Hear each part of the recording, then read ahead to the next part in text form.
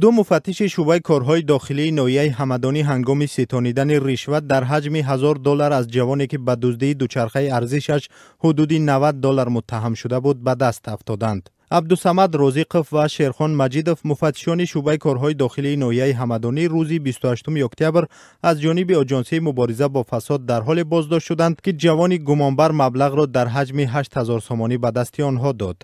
در پی بازداشت و اعلان عیب دو مفتش، خیرالدین جعفرزاده سردار شعبه کارهای داخلی ناحیه همدانی نیز از مقامش برکنار شد. او یک سال پیش سردار شعبه کارهای داخلی تعیین شده بود. هنوز معلوم نیست که خود بازداشت شده ها در رابطه با این قضیه و اتهامشان چی نظر دارند و تا کجا خود را گناهکار اعتراف کردند. برای پاره‌گیری در قانون‌های تاجیکستان از 3 تا 7 سال محرومیت از آزادی پیش بینی شده است. یک منبع نزدیک به تفتیش این قضیه روز 1 نوامبر بر رادیو آزادی گفت که مفتشان از جوان گمانبر در دزدی برای از جوابگری جنایی آزاد کردن او 10,000 سومانی پاره طلب کردند. حالا نسبت این دو مفتش بر اساس ماده 319 کدکس جنایتی تاجیکستان یعنی گرفتن پاره پرونده باز شده است و خود آنها در بازداشتگاه در شهر کولاب نگهداری می شوند.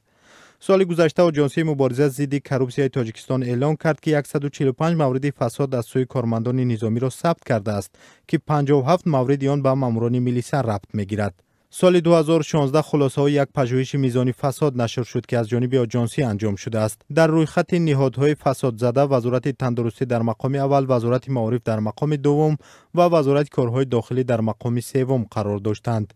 این همان ساختارهای می باشند که از نزدیک با مردم کار میکنند. ضمناً آژانس مبارزه با فساد تاجیکستان میگوید به خاطر جلوگیری از فسادکاری جامعه شهروندی را به همکاری زیست دعوت کرده است. فرامرز رحمانزاده سخنگوی آژانس نظارت دولتی مالیوی و مبارزه با کروپسیای تاجیکستان در شرح این تصمیم گفت نهاد آنها میخواهد جامعه شهروندی نیز برای پس کردن سطح فساد در کشور با آنها همکاری کند.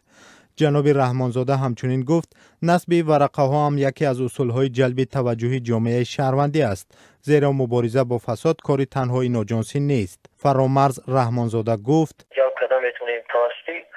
سامانه گفته اخبار اومد توسط رادیو و تلویزیون و توسط همین اعلان هایی که ما کردیم در صورتی که همین در یگان نفر از همین شهروندان پوره طلب میکنن و که در صورتی که همین شهروندان چنین میشوند که خود پایمال شدن یکن در نتیجه صدور کردن کتاب‌های کرپسیونی با همون رقم های تلفنی باوری که ما گذاشتیم با اون تلفن کنن. تاجیکستان در شاخصه رشوه‌خوری سازمان شفافیت بین المللی در مقام 152 و در یکی از زینه‌های پایانی قرار دارد.